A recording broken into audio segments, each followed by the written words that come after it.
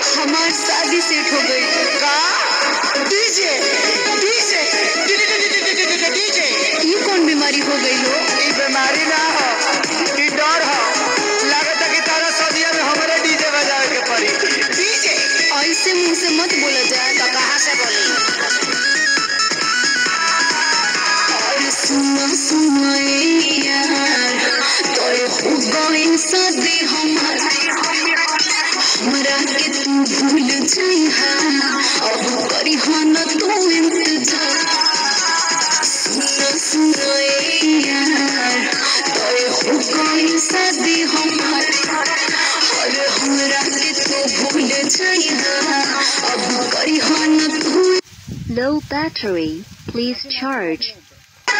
सुना एक बेरी मीटिंग करा के जा जाता जाने तो सुना एक बेरी मीटिंग करा के जा जाए से पागीले ससुरवा अपना सखी से सेटिंग करा के जा जाए से पागीले ससुरवा। Low battery, please charge.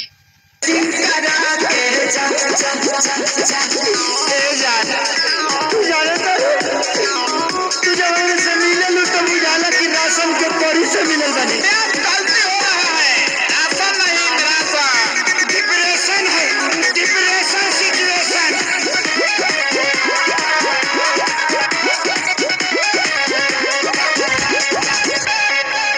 रुक जाके करब कान फारम